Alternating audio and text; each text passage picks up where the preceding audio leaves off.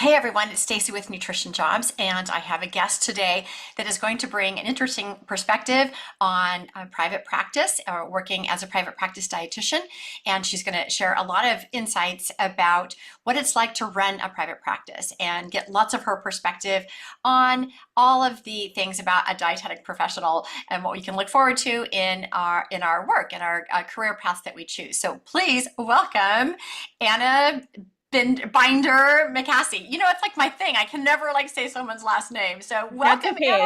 Anna. Thanks. I make it complicated on the last name. So I appreciate you having me and I'm excited to be here. Yeah, well, as we said off screen, no shade because as everyone knows, I have a crazy last name. So I welcome everybody's last name. So Anna, so thank you so much for being here with us, and we've had a lot of fun conversations off screen and talking a lot about how you've created this really interesting, not one, but two private practices. And so maybe can you give everybody a little bit of background about how you got into creating your own private practice as a dietitian? Yeah. So I started off a number of years ago working in a physical therapy and fitness center. That's where I started my career, built up a practice there, and then decided that private practice was really the area. Kind of running things myself was the direction that I wanted to go. So I switched gears and went into kind of solo private practice in 2016, I believe. And that's a general private practice. We pretty quickly turned into a very small group private practice to start with. I think it's practice owners find out very quickly that it's difficult to be the only one in the practice when you are scheduling and seeing patients and doing all the things. So we turned into a group private practice. And then in 2021, kind of on the heels of the pandemic, a good friend of mine who's a licensed marriage and family therapist in the town that I live in, she and I were having some conversations, and we just were recognizing such an increase in eating disorders, and again, coming out of the pandemic. Especially young, much younger adolescents than we had seen before. It's not my area or her area of expertise to see eating disorders. So we decided our area really needed that resource. So that's kind of where my second private practice came into play.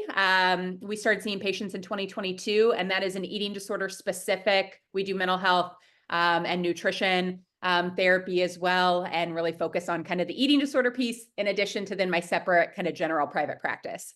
That's interesting that even though this is not your niche, that you decided to open this up because there was a need and that you're providing that service and then we're able to find someone that could actually do the intervention. That is fantastic. I didn't realize that about your business. So can you tell us the names of the two private practices? Yep. So Rethink Nutrition is my general private practice, and Unbound Recovery is our eating disorder clinic. Oh, great. Okay. Thank you so much. And you Yeah. are in Kansas. I should let everyone know that. That is fascinating. So I think what's interesting about your story is that you've created these two private practices based on the service that is needed in your community and having to build it out because as you and I both know, like running a business is a lot of work. It's never ending. There is the product that you're providing, the service, whatever it might be. And then there's making sure that you have clients for that service, right? Like it's different than when you're in the hospital where you're just working on your service. You're just working Yeah. on providing medical nutrition therapy. Yeah. But as a business owner, like there's a lot that goes into running a private practice. Can you give us a little background on sort of the day in the life of, what it's like to run a private practice or two private practices and what goes Yeah. on behind the scenes for the business end?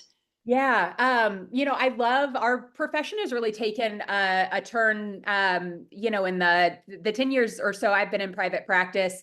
There are so many more people doing it now, which is wonderful. I used to wish more people would go into private practice. A lot more people are doing it now. I think one misconception is how much time input is really needed, right? It's not I hang my shingle and people just flood to you. Or at least it has not been in my experience. So it does take a lot of buildup. As I mentioned before, when I was a solo practitioner, every day I did all the scheduling, I did all the patient care, I did all the care coordination, sending out chart notes, doing all the things. The day in the life looks a lot different now, 10 or so years in. We have built so many systems. I have an admin team that supports us now.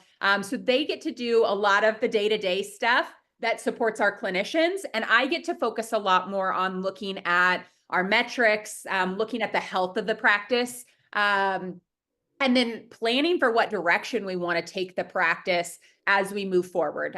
Each month as we make progress, what our kind of mid and long-term goals are. So I'm managing a lot more of that. So that sounds very like not super concrete, but a lot of my time each day is spent, again, looking at like the referrals that we're getting in. So where are they coming from? I'm looking at appointments on our calendars, our clinicians, what their schedules look like, over the next month to 6 weeks, and planning based on what I'm seeing there. Where do I need to be doing maybe more outreach and marketing efforts? Where do we need to be maybe looking to hire if our clinician schedules are getting full? And then I'm able to also direct our team based on those things. So I don't do so much the marketing, I do a lot of the outreach. But I'm able to direct our team then on where we need to market more. I'm able to pick who we kind of need to do more outreach to, but a lot of it is kind of looking at kind of the current health of the business and then planning kind of what action steps do we need to take based on that. Oh, Anna, that's so good. So tell us more about the metrics. I'm super interested in, and maybe some of the tools that you use for those metrics. So you talked about what's on the schedule. So I hadn't actually thought about that. Of course, that would make sense, right? I ran a private practice eons ago, and right, like you're always looking at like how many patients are there 10 that day? Are there 2 that day? And why are there only 2 on Fridays? Right? Like, yeah. So tell us like what you track. Yeah. So I will say, I always like to give this caveat. I have always felt a lot of imposter syndrome around metrics because, there's all different types of practices in the world, all different types of businesses, and everybody says you need to track this, and somebody else says you need to track this. So I don't think there's a one like perfect way of what it is you need to track in your business, but I think there are some good I can at least tell you what we do that I've found to be super helpful. So when it comes to metrics, I'm always considering like our leading and lagging indicators. And so not to get too in depth on that, but everyone likes to think about revenue because we want more revenue, right? Who doesn't want to make more money? That's why you're in business. But we can't just walk into our practice and say, okay, hand me the money, right? Like that's not an actionable thing. So I like to look at the things, the revenue being a lagging indicator, but we need to look at the leading indicators, the things that if we do these, they generate more of that revenue. So in my practice, what I found helpful, the very first thing we track is where our referrals are coming from. So it is literally, this is just like a Google Docs spreadsheet, but I like to list out all the different clinics we get referrals from and then the providers in those clinics. And our admin team, literally, we get a referral in, they'll go in and say, okay, this is from Dr. Such and such. And it's a tally on the spreadsheet. But then that totals up how many referrals are we getting for the month? And we track that month to month on one spreadsheet. So I like that because I'm able to see how many referrals has this provider sent us this month and this year, and then how many total referrals are we getting from all of our providers each month, because that allows me to really see trends. To me, that's a huge thing because we can take a lot of action steps based on that. I can see that, oh, this person who used to refer to us a lot really hasn't sent anything in the last couple of months, or Dr. Such and such is like really killing it. I owe lots of thanks and special messages and things to that provider. So it really gives me some action items on kind of where I need to go as far as leading our outreach efforts that then gets more appointments on our calendar and brings in more revenue. That's my first big one. I've got lots of other things that we track too. So let me what's that? Double click on yes. the one about your client. So I think a lot of times if you're in private practice or thinking about going into private practice, you're thinking that there's one client and there's your service, right? So there's like sort of two arms in one client. But actually what you're saying is there are two clients, right? There are the two layers of clients. There is the actual person receiving the medical nutrition therapy. And then there's the person who is referring you. That's the, the physician's office or wherever that referral might come from. And you're right, like that nurturing that and watching the analytics and see, because you've got to also, and then sort of deeper into that, just like with my own business, is you have the people that are your clients and provide a healthy amount of business for your business. And then there are the ones that you're trying to nurture along. But you've got to like hang on to both of them. You've got to really pay attention to both your existing customers and the potential lead. So I like that you broke that down and that you're tracking that, and that's just another consideration. Tell us another metric that we may not have thought about before. And I love the details. I love the granular bit about like how you're actually tracking that too. Like what kind of tools? Definitely. So a couple different things. So I think they go together. We look a lot at, as I mentioned before, like our appointment metrics. So one, keeping my clinicians' schedules full, because that's how they generate their revenue as well. That's how we retain our clinicians, is making sure that they have a nice, healthy schedule. And it also helps us plan for, again, hiring and things like that. So I'm looking at what is their like total number of clients for the month, their total number of clients for the week, how many initials they're seeing, because initials kind of generates then our future follow-ups and kind of how their schedules stay full. And then the big thing that I think is key, for our clinicians, I track it, but I share the data with them, and then we work on strategies to improve this, but it's retention. And retention is one of the big things that my practice has been working on this past year. It's been a huge kind of focus project for me, is trying to make sure, especially in a private practice where we have the ability, an outpatient, to work on long-term behavior change. Like that's one of the fun things about being an outpatient dietitian is it's not a one and done visit. We get to see them for a long time.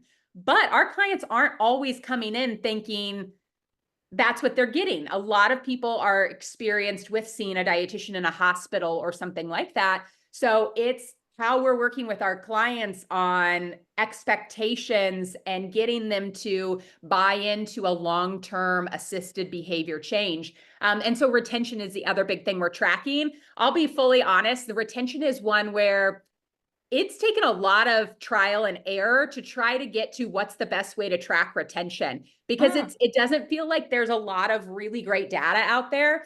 Excuse me, I have a little bit of a head cold this week, so I'm a little sniffly over here, but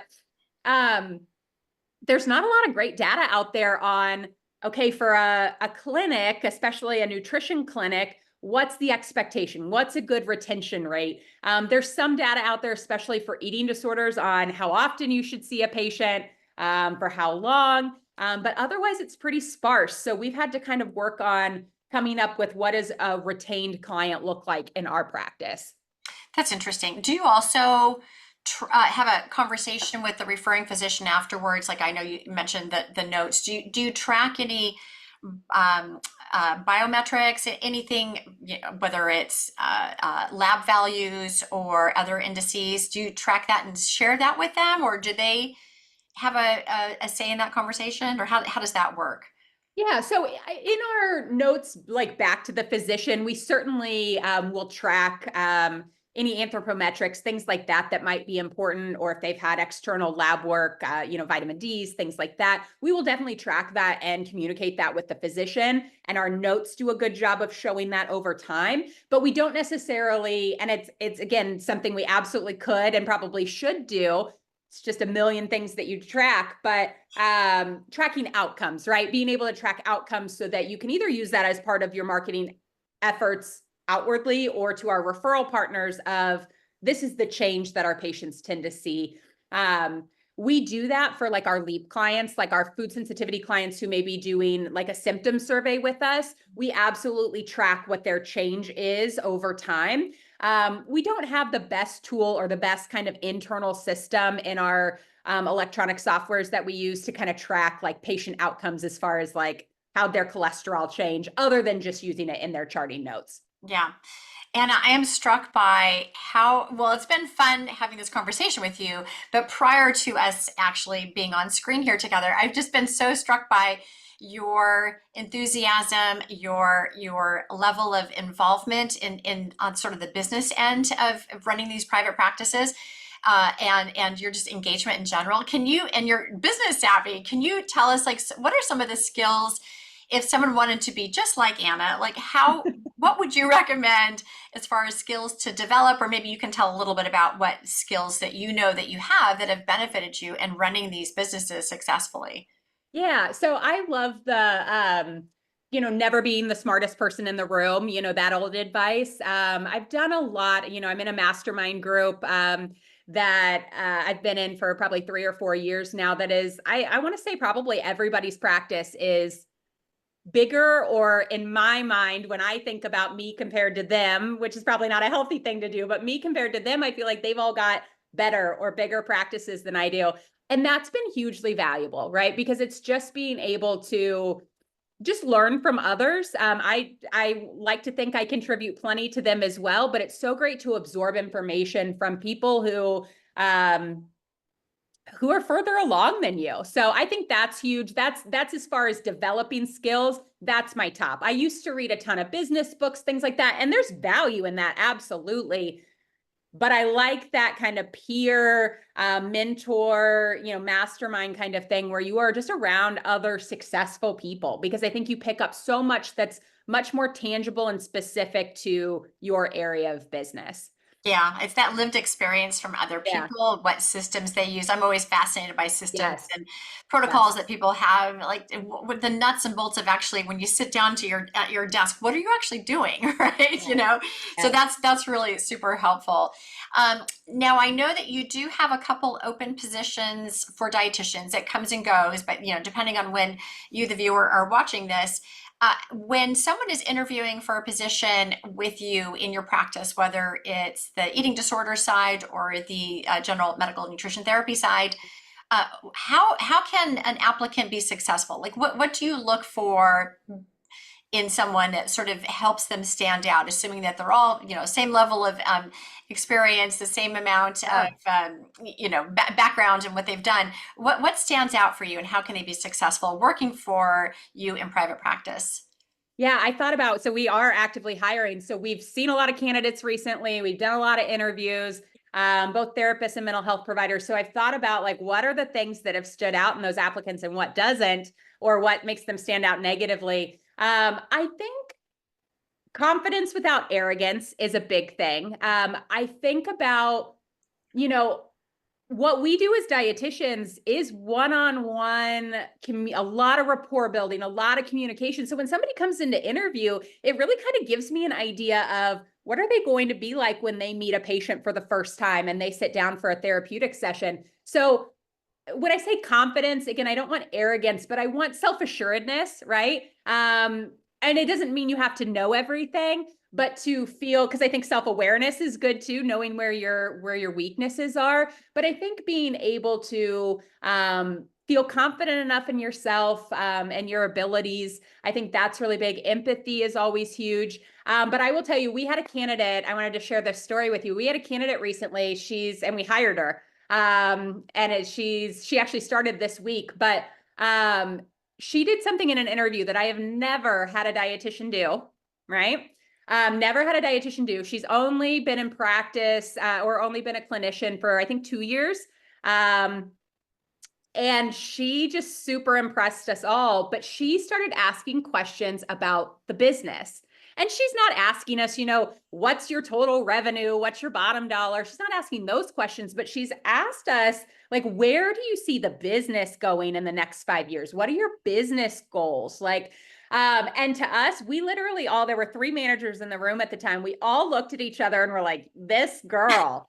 And then we made her an offer, and we have had multiple conversations. Again, she just started this week. We have had multiple conversations during her onboarding process about, and it's not just that one comment that makes her a good potential leader, but that along with the skills that she is showing up with, her demeanor, she stands out as a potential future leader to us right off the bat. Those are also the candidates that I'm gonna be willing to throw them extra money when they ask for it because they have a business forward. They care about the health of the business and then how that impacts their piece of the pie, right? So if people want that bigger piece of the pie, they want to make more. It's also important that they care about the health of the business, and the business is doing well. So business forward mindset, that's not a requirement. I don't expect, I've interviewed a lot of really good clinicians, and this is the only one that's ever said that, right? So a good clinician, not, it doesn't necessarily mean they've got good business sense, but if you feel like that's something that interests you, or you bring some experience to that, I'm super impressed by someone who can bring a little bit of like business awareness to it. Does that make I sense? I totally agree. And I have, a couple thoughts about that. One is that that person came prepared with questions, which is so important in an interview. And it's something I like to make sure everyone feels confident with lists of questions that they can ask, but also knowing Not who just your your audience. basic questions, Yeah, right? yeah, Because like everyone knows you should ask questions these days, and I love the questions about what's a day in the life look like and things like this. But yes, she came prepared for like, how can I like be a part of this long term? exactly. She knew her audience, right? Like it Yes. just when you're giving a talk, nutrition talk in the community, like who's your audience? Are you going to talk to toddlers or to older folks? Like who's Yep. your audience? And in this case, in the interview, the audience is a business owner. And if you're working for that business, the whole reason people are in business is to make money and to serve and to be of Yep. service, right? So addressing that, like that, oh, that makes me feel really happy to hear that. So I guess that brings us sort of to the last question I have for you, and that is about dietitians and dietitian salaries and compensation. It is something that we're all somewhat dissatisfied. Some people are, some people aren't. I've got dietitiansalaries.com, that an anonymous salary survey. You can enter in your information if you work in the U.S., and you can have access to what people are making, where they're located. So, can you tell me a little bit about what your ideas are, your opinion is about how dietitians can increase their revenue or increase their income or increase their compensation? Yeah, I have a couple of different thoughts. One, people have got to negotiate. It's just baffles me how many people don't negotiate. At least 50% of the offers we make are never negotiated. And I will tell you, and so shout out to anyone who may apply for one of my open jobs after this. We never try to lowball people by any means, but there's always a range that you're willing to accept with a candidate, based on the skill set and everything that they come in with. And we always give them a little bit of wiggle room there, right? There's always room to negotiate because we always assume people are going to negotiate. And a lot of times they don't. So my number one thing is always at least ask if it's negotiable, right? Like even if you're satisfied with the offer, see if there's any room to negotiate. So that's a huge one. People have got to negotiate. The other tricky thing, and this is the difference between maybe private practice and large healthcare organizations, but we're not getting any more top line money than we do year over year. Like what I mean by that is insurance companies are not paying us as practices any more than they did last year. In fact, we're getting less. Right. So our top line revenues, unless we are just seeing more patients, the amount we're making per patient is, if anything, going down a lot of times compared to going up. Medicare, for example, gives us a price cut every year. So what I mean by that is we are always going to want to pay our people, a healthy amount, an amount that they're worth. And people have to also be willing to really step up to the plate and earn that, right? I have been frustrated a bit in recent years that there is a desire for more money, but I find that people also want that to come with fewer hours, more money, fewer hours, and I maybe don't want to show up real strong. That I have a hard time just giving more money to give more money, right? But if Yeah. I have a candidate, this one that I talked about that I interviewed and was impressed with her business questions, using that as an example, if I have somebody come in who is who is confident with what they can bring to the business, and they back that up, right? They keep their retention strong. Clients love them. They have a mind towards the business. They care about the health of the business. They're invested. I mean, I'm not saying it's unlimited what we can give them, but we are going to be much more open to giving them the top end of what we can afford. So I really think it comes down to one, being able to ask for what you need and negotiate, and even going back to renegotiate throughout your employment. But being a candidate and an employee who backs that up, giving your employers a reason to give you more. If somebody is super dependable and they contribute well to the business, I rarely decline a renegotiation. So that's huge for me. Anna, that was so helpful. You're such a gift to our profession, and I'm just so thankful for all of these. You gave so many business pearls and insights for people looking at running their own private practice, but also all the insights about how to be successful when interviewing for a job in an established private practice. So Anna, wow, this is amazing. I have lots of different ways that people can find you located in the show notes down below. So please do reach out to Anna. Thank you, Anna, for being on here with us today. I've had so much fun. Thank you so much. Yeah. All right, everybody, check out all of the opportunities that she has, and bye for now.